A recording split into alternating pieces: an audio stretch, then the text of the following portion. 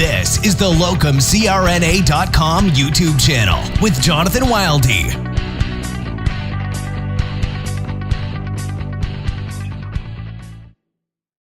Great. So you've done this for the last 10 years you've been locum? More like 30. 30, but you said, okay, did you like go in and out of it, or have you always done locum? In and out. Okay. Is this just so you can travel, or? Pardon? Is this just so you can travel, or what's? No, my husband had a lot of medical problems. Okay. And sometimes the requirements of a permanent job, I couldn't keep up with him. Okay.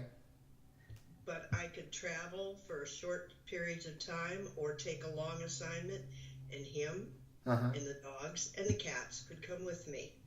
Everyone just traveled around, huh? Everyone just packed up and left. Yep. Within the state, or did you travel outside of the state?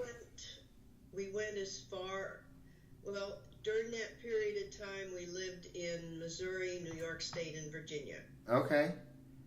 And so part of it was Midwest, then Northeast, then Virginia area. And all parts in between, huh? Okay. Yep. What part of Missouri? I lived in Nixa, Where's that? which is south of Springfield. Okay. Okay. So I guess you would say southwest Missouri. Yeah, I was outside of St. Louis and Kansas City, so the two different big cities there. They're different legs of the triangle. Uh-huh. Yeah. And then in Virginia, where were you? I lived not too far from the North Carolina border, Uh-huh. but I've worked in basically all parts of Virginia. Okay. I'm out in Hampton Roads right now, so southeast Virginia. Isn't that where you lived once? I was maybe there for roughly 5 years, and now I'm back there just kind of hanging out. I had planned on taking a long-term locum. That's okay. It just apparently wasn't going to work out. And that's, I guess, how things go every once in a while. Can't get the credentialing process done, or they sit on their legs too long and people give up. I don't know. I have found that has not changed. No, that's true. And it all depends on how badly somebody is actually needed. Credentialed. Right. And it all depends on how badly someone's needed, so it's okay. Doesn't hurt my feelings too much. It can't if you're going to be a locums. No, and you have to have your backup plans, and so I had a couple of per diem things, and I went and worked at some of the places I was credentialed that said, "Oh, come back, we need you." I said, "Okay." So what's your least favorite thing about locums? I guess my least favorite thing about locums was the actual traveling. The getting there? The getting there, the finding out you had a house that they said had everything in it and there were no frying pans. Oh, awesome. So the little things. Right. Yeah. Usually the job took care of itself, or as I like to think that the job is. Mm-hmm. You aren't going to... I always went into a job with the idea that I wasn't going to change it. The place is the place. I'm just there to take up a space and help out. And help out, right. I find that a lot of it is people and communication more than it is the job. It's more than the city or the place. It's just being able to make relationships.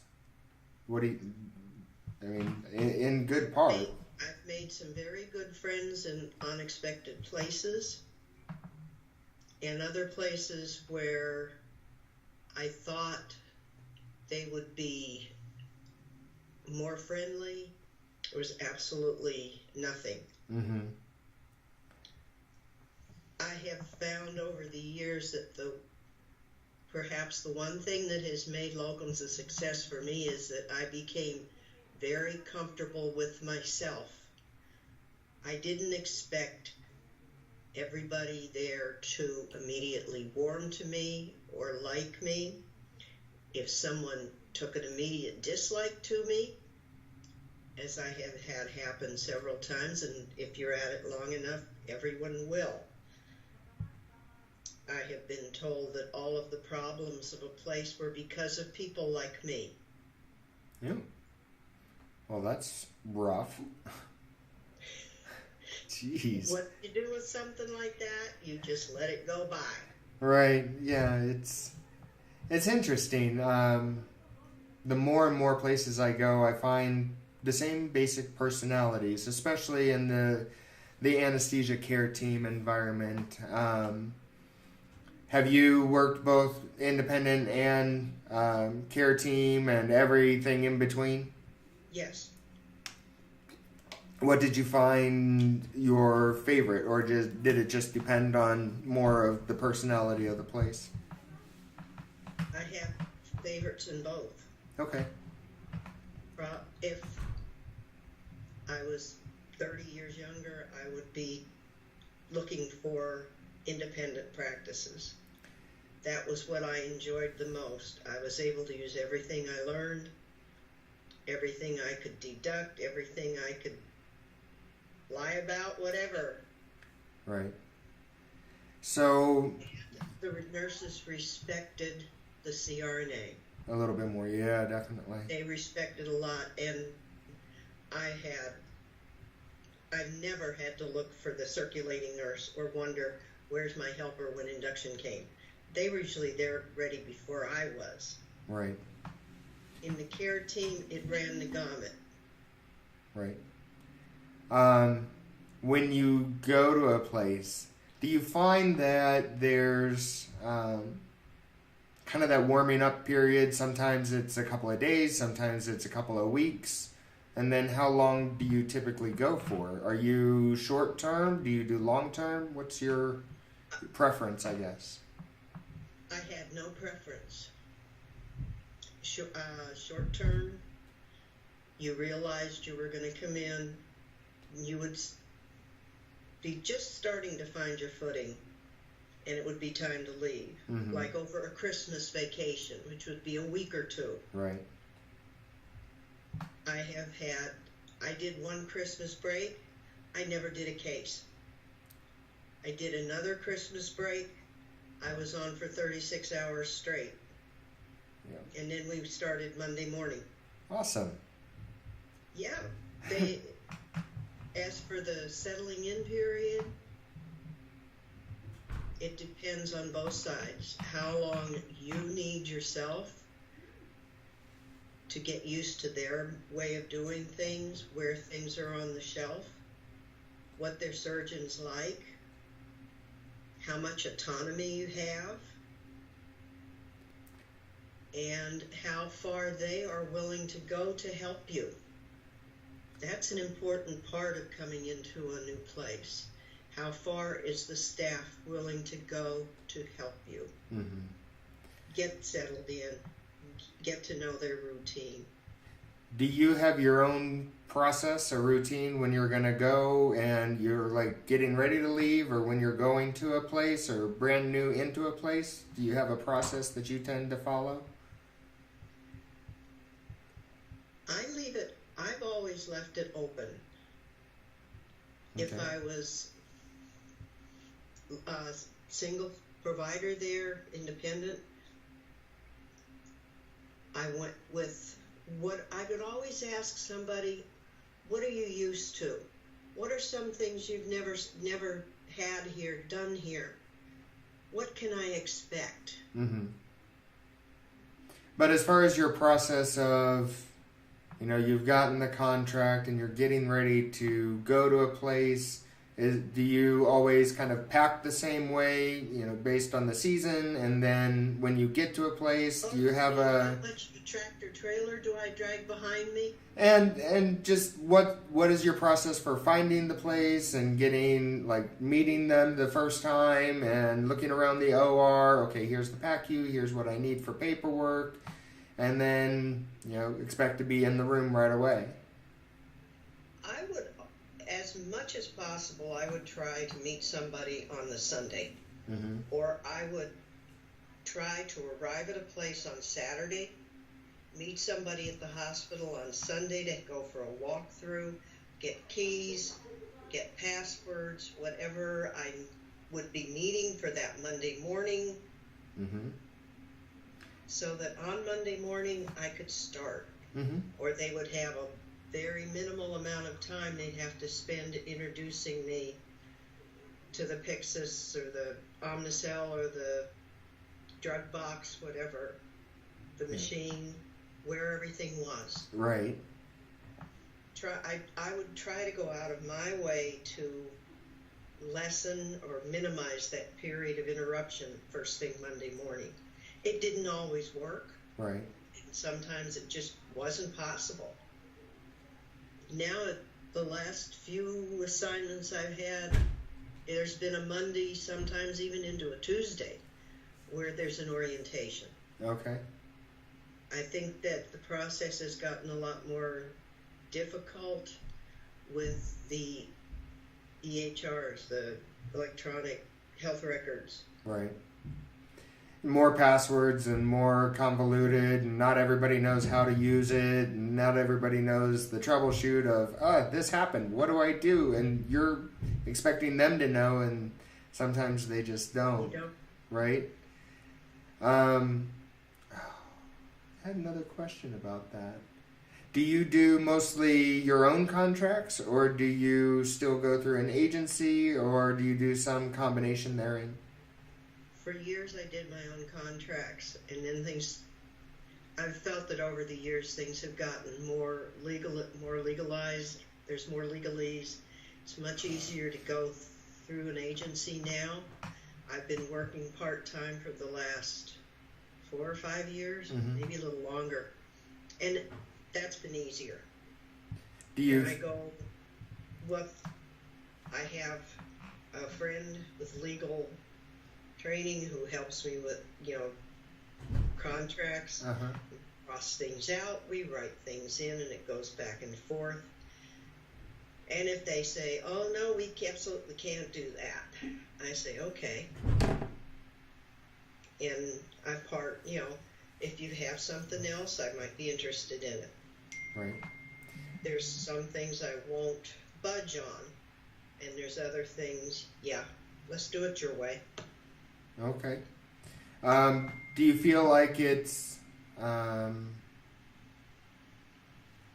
do you feel the pay is significantly different than what you could get as far as your own independent contract versus with the agencies, or are you finding you're able to negotiate to the rate that you're willing to work? I have found that the pay varies so much, and it breaks my heart sometimes when I hear that CRNAs in some states have to work at a lower salary, that they are not going to get anything higher than that because there's a lot of students, or it's a desirable place to live, and the area's just flooded. Right. Like, I met my husband in Southern California, Mm-hmm. which during the 80s was not a good place for CRNAs. Right. It's still really a quite tight market if you're talking like the San Diego market. I mean, there's very little, and there's no market that I know of for locums in the San Diego area. There might be some per diem, but for the most part, I haven't seen locums in the San Diego or south of LA region at all. Maybe if you go out towards some of the smaller towns, you could try and work some or drum some business up, but I haven't seen anything readily available in that area anyway.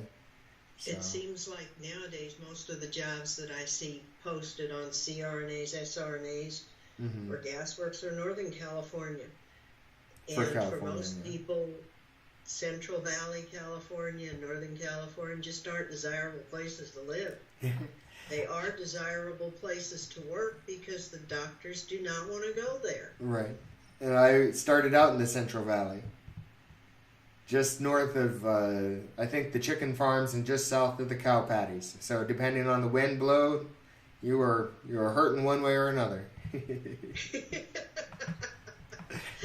So. At one time, I worked I was a locums at myself and another CRNA. I was a locums at 5 different small hospitals. Right. 3 5 of those at one? I think are closed. Wow. Yes, 5 at once. One was 90 miles from my home, and then they were varying. I think the closest one was 30 miles from my home. Wow. There was no OB. Oh, that's good. There was no OB. When one of the hospitals decided to reopen their OB department, I resigned. I didn't feel like couldn't drive 90 miles for a delivery. Right. When you need to be 15 minutes away or 20 minutes away, it just doesn't work. No, that would never have worked. And I didn't want to move to that small town. Right. Yep.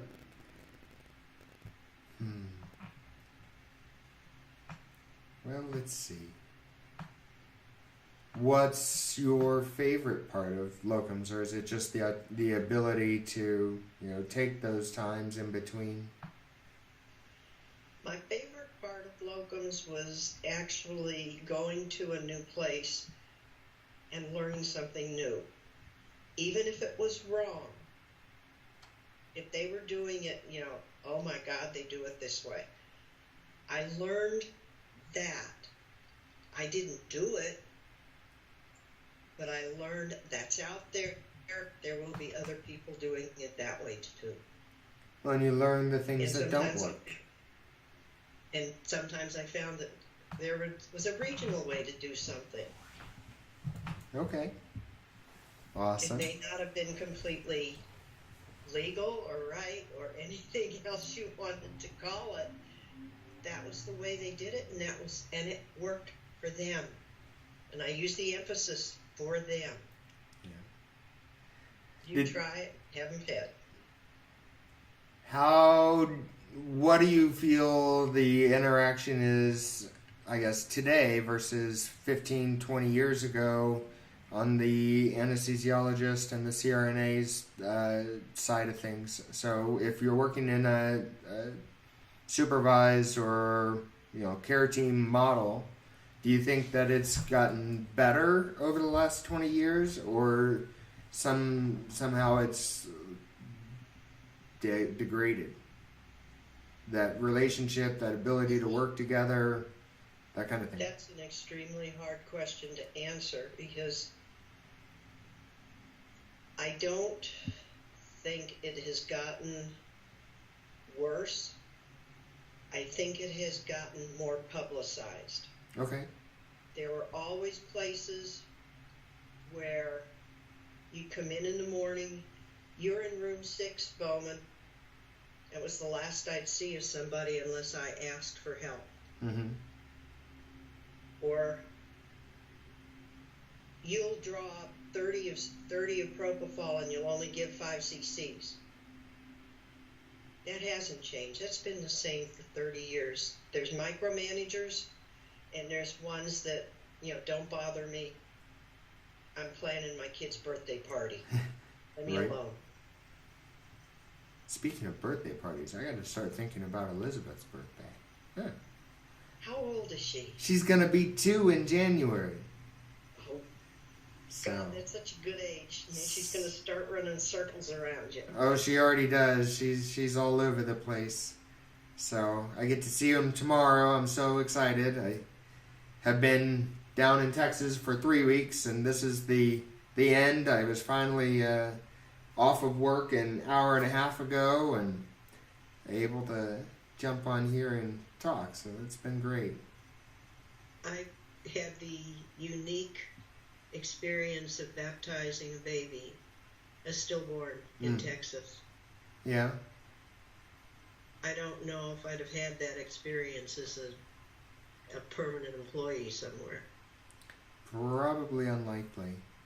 I do like the variance of experiences, and I think you grow as you go to different places, and you come into your own as far as your own practice.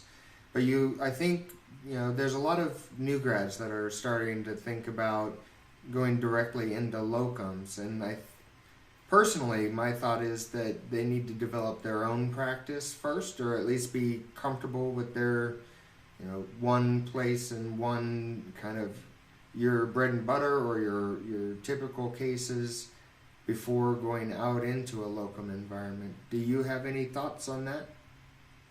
Unfortunately, I do. No. And new grads aren't going to like it. I don't believe they should think of going to locums right out of school. They need to get their feet under them. They need to know what they're capable of,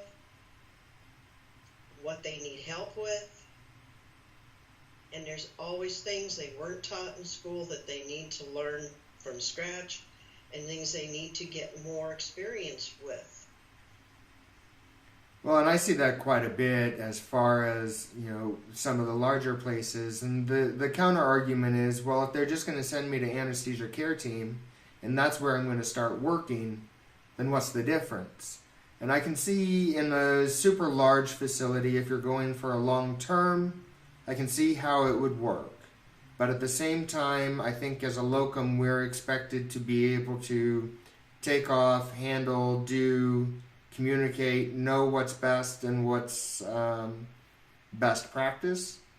And I think that just out of school, there's still some of that timidness, hesitation of, should I be doing this? I don't really want to counter. I don't want to tell the doc, no, I'm not going to do that. So then they go along with it, and then that's what burns you, and you all of a sudden, doc throws you under the bus and you look bad.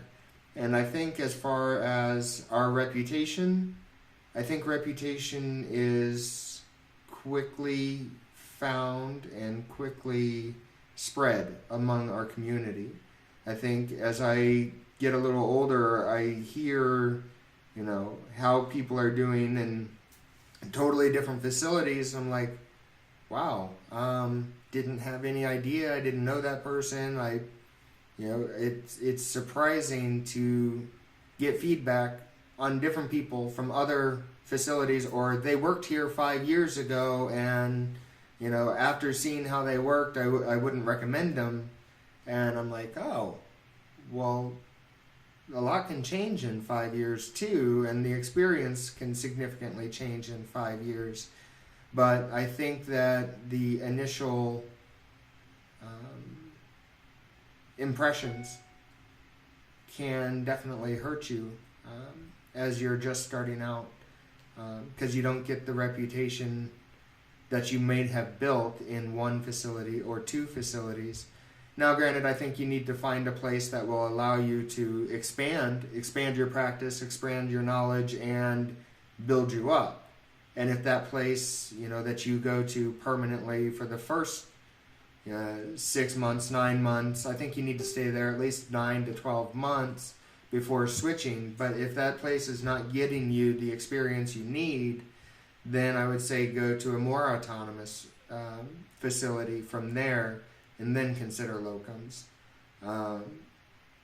My always thought is at least a year's experience, but I think 1 to 3 years is definitely good. And the independent places, I've seen them say we won't even consider somebody under 5 years of experience, and so that means as a locum, they're at least looking for that as well when going out and searching for people.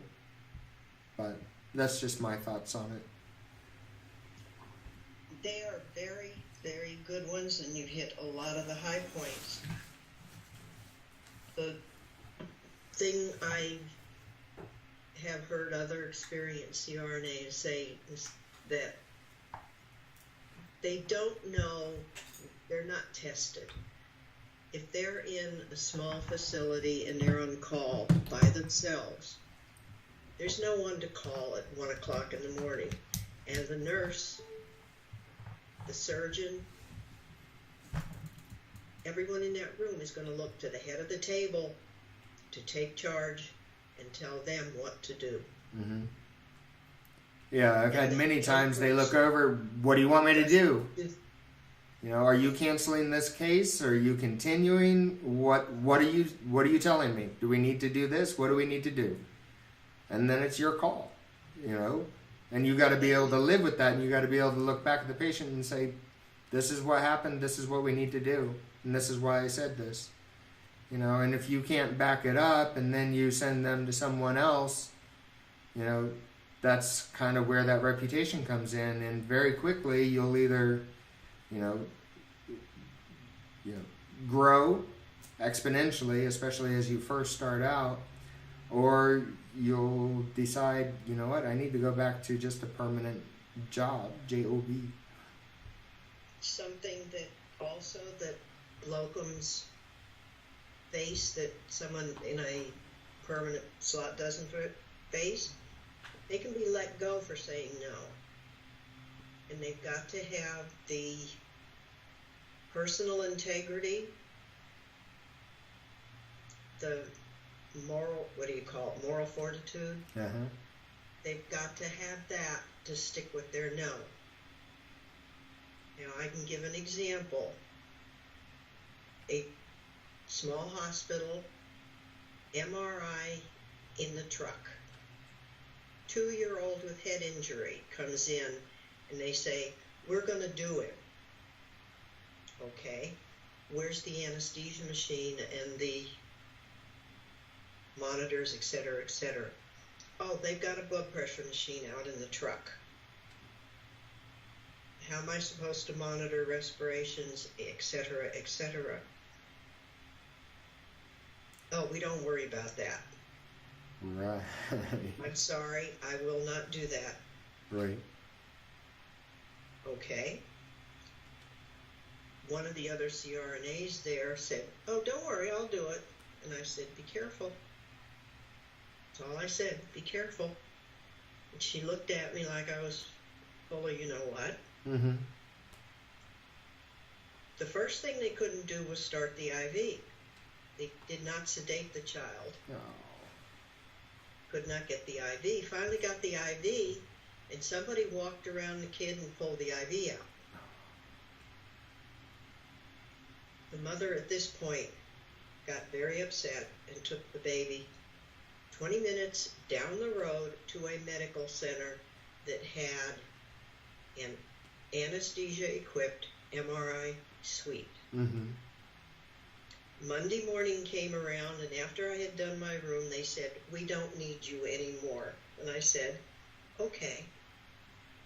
Okay, I cleared thank my you stuff much. out and said goodbye. You can't play it back and forth in your mind. You know, why did I do that? Why didn't I just go along with the flow? You have to have the ability to say, yes, I made the right decision, and that decision will stay with me for the rest of my life. Mm-hmm. Well, and, you know, thank God nothing bad happened that you know of, other than the IV. I mean, there's definitely much worse stories out there for under-equipped, you know, outside locations, and that's why we have our ANA standards. But, you know, there's so much that we don't go over in school. You know, a lot of people say from the locum standpoint, you know, they want all the business information and all of the financial and all of the how do I do this, and I think part of that comes with time and just starting and learning it as we go. And, you know, I think as we continue to develop in a profession, we learn some of those things. But I think, you know, one of the big things that keep people away from locums is they're afraid of the business side, because we don't get any of that information from school. And, you know, if we're not a financially minded person, we wonder if we can do it or how many other people we need helping us. accountants or attorneys, or do we have to have every contract reviewed by an attorney, or how do we read the contract and make sure that it's something we're willing to go with, and do we blindly sign it? I've had several people blindly sign their contract and then come back, oh, how do I change this? I'm like, you signed it. You don't. You signed it. You already went and said okay. You don't sign something and then go back. You have to have everything figured out before you sign. But we all have it. I'm sure we've all signed a contract that we shouldn't have. Yes. Yes. But I think there's something to sticking with the contract as well. Once you've signed a contract, I think you should fulfill it. Provided something like your MRI experience doesn't happen. But yeah, I'm glad I don't have any worse experiences. On more than one occasion, I've said, we really shouldn't do this here. And I'd say, and I soften it by saying to the surgeon, you will do the perfect surgery. You and I will get him out of the OR. But then what? We don't have the people here to care for all the problems this man or this woman has. Right. The post-operative care, the pre-operative care, all of those factors have to be included. And there's been more than one time that's happened to me too. I mean, I think that happens to all of us. But as we were talking about new grads coming out of school, I think that's one of those skills that you develop. And you develop how to talk to families, and you develop how to discuss people that are at high risk. And I don't know you. I can't say you. I've also learned how to talk to a family whose patient or whose family member didn't make it off a bypass from their heart surgery. I've learned how to talk to a family members that when they were reaming the hip, they threw a blood clot and they were not revivable. It's those unfortunate things, and I think you need people around you that are going to mentor you and help you through some of those times, because those times are challenging, from a human perspective and from a medical legal perspective. That also, anytime there's a death or a bad event, you worry about the legal perspective too. And I don't think that should be shortchanged. I mean, I think it's one of those things that goes with the profession, but it's very hard to be a place for 6 weeks and then wonder, malpractice wise, like, I didn't do anything wrong, but even then they could come back a year later or 2 years later and say, well, we're filing suit against the hospital because we think something went wrong, and you're named in a suit and you don't have that support around you. Thankfully, I haven't had any lawsuits, but that's one of the things I live in fear of, is even if I was at a place for 4 weeks and I don't even remember the place or the facility or the people that I was working with, and then I'm going to have to go back to my chart and go through it with a fine-tooth comb. Thankfully I'm comfortable with my practice and the way I do things, but that's one of the fears for me as a locum is, if anything ever happened, I'm not going to remember the place, or, I might have a vague memory of so-and-so doc or such and such surgeon, but it's probably going to be vague because I've gone to so many places. So that's just one of the back of my mind things that is a negative to doing locums.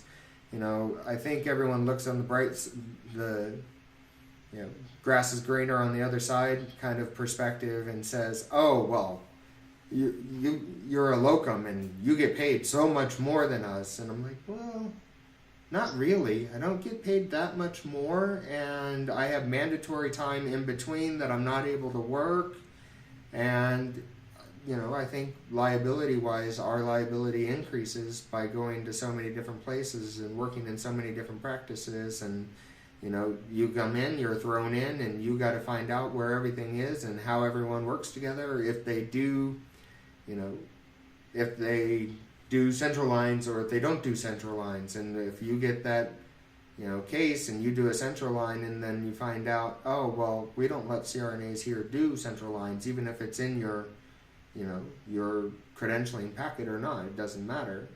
That's not something we allow. And you're like, oh, well, it's done. It's in. There's no problems. But, those are all some of the not so glorious parts of doing locums. I think we always like to look at the grass is greener perspective, and we kind of miss the things that are kind of drawbacks to doing it as well. Sometimes I think the only thing that the young people see today is you make more money. They don't see the responsibility that goes with it. Well, and they don't see the extra bills either. I mean, it's nice to look at the dollar for dollar, but you also have to look at the no benefits and no retirement, unless you put it all aside yourself. The increase in taxes, the fact that you have to have a business, you have to do the business side of things. There's additional expenses that kind of go along with it, and your malpractice insurance is higher depending on the number of states you go to. Sometimes the county that you go to. If you go and you are working in, San Bernardino County, it's one of the higher, litigious counties, and therefore your malpractice insurance is going to be significantly higher. And groups will cover their malpractice, and sometimes if you go through an agency, they'll cover the malpractice. But, I carry my own malpractice because I don't want to find out someday someone tried to sue or someone sued, but we settled it for you, and here's what we did. Here it's in your record. After the fact. The National Data Bank. Yep, every year I go in and I do my self-query just to make sure that there's nothing in there. Some agencies require that you do it and send it to them, but if, there's very few, musts and mandatories. I haven't had to do one on my own in years, but I do it every year just to make sure I'm set, and then I add that into my credentialing data pack just to show that there's nothing outstanding on me. A couple of weeks ago there was a thread on CRNAs, SRNAs about locums saying I won't do this or I won't do that. Well, I personally stopped doing OB a couple of years back. Basically, I don't want to be sued when I'm 90. Yeah. Yeah. Do you remember what the time frame or limits for OB are? The child can, now this was the old, I don't know if it's changed or not. This was what I always was told to go by. When the child turns 18, child can sue you. Up until when? I imagine a lot of the states now have a statute of limitations. Right. But way back when, it used to be 7 years. Right. So a family can sue on behalf of the child anytime up until 18, and then 18 they can sue, or if there's any consideration for mental if the child got into community college instead of Harvard, they could come after you. Mm-hmm. And if there's any mental delay or other autism, anything like that, that they try and link back in 10 years, and we find out new research in 10 years, those families can sue beyond the age of 18.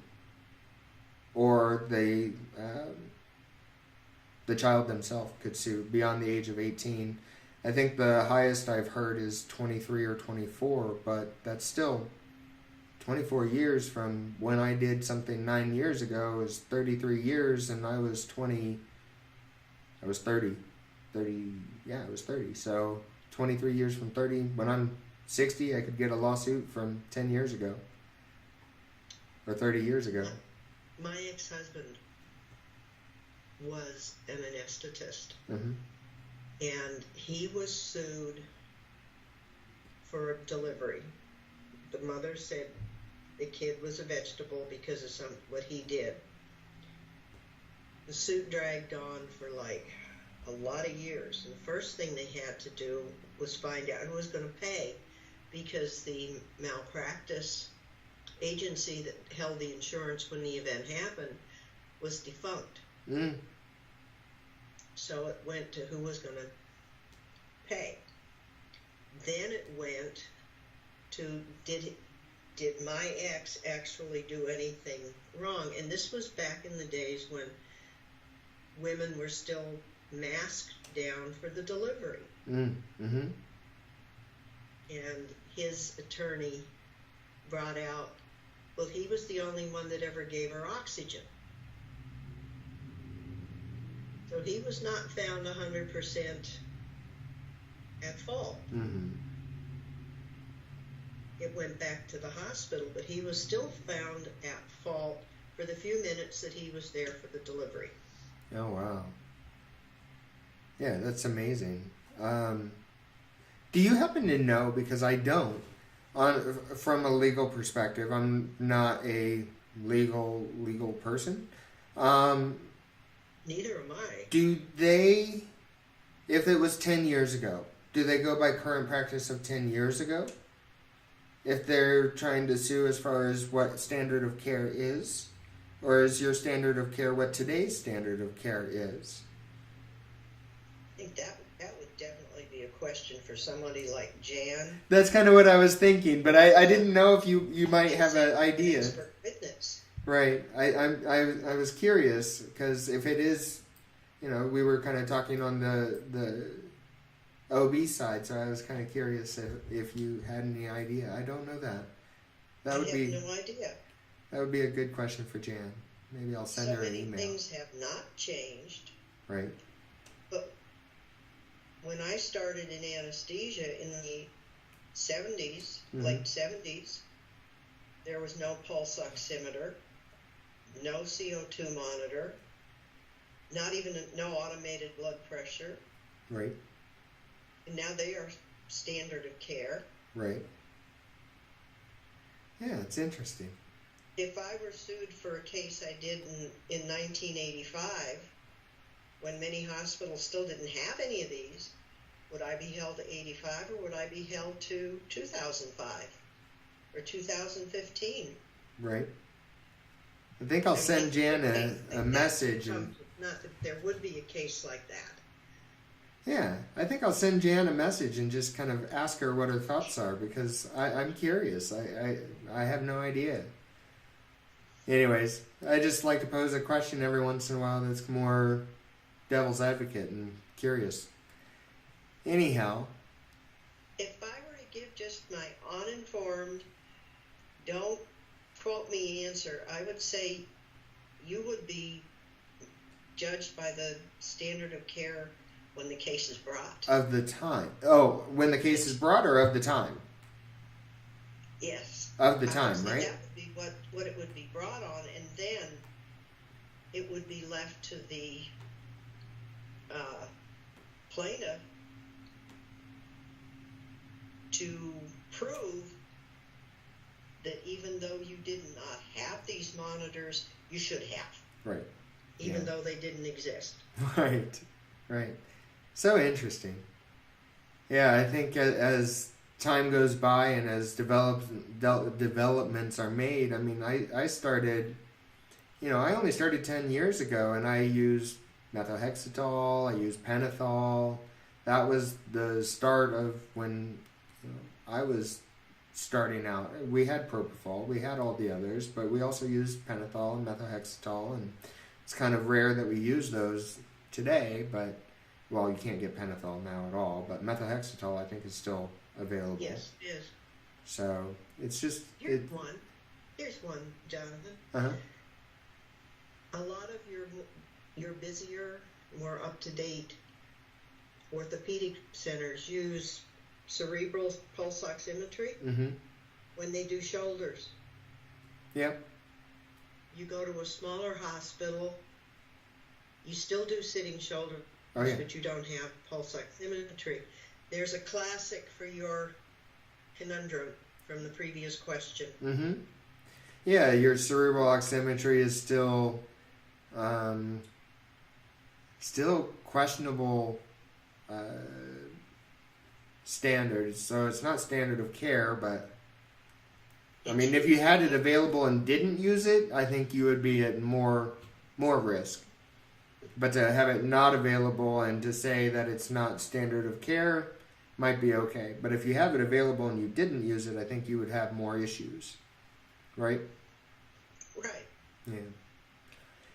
Anyways, I just wanted to talk to you and kind of see what your thoughts were and kind of see what a seasoned pro from doing locums, had to give us as far as information and insight. And I think it's important to take all perspectives and to learn and to see what it could be like in 10, 15 years, especially if I keep doing this. I'm getting grayer and grayer around the edges here. What are you going to do with all the segments that you put together? As far as this, like this will be just one video. It'll just be you and I talking, and that's it. And maybe at the end of it, I'll be able to tie in what I learned from Jan, if she comes back and gives me some information on that. But I think it's just good to keep the information raw. I don't think it should be edited down to 10 minutes of discussion. I think all of our discussion was good today and is pertinent to everybody from the experience to the SRNA that's still coming up and still thinking about, hey, I want to do this right away when I get out. And some of us that have been doing it a while, maybe they'll get the idea that they need to stick it out for a little bit and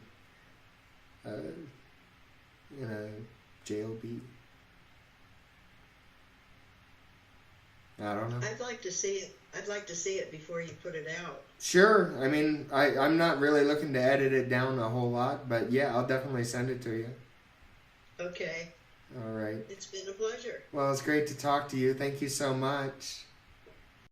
All right, well, that was our discussion with Bonnie. Hopefully we can get some more people interested in sharing their locum journey as well. And if you want to support us, make sure you go to locumcrna.com and point people towards the job board and the store, being able to use some of the resources from Amazon and other recommendations as we continue to grow the site. Give us your feedback. Hope it's a great day.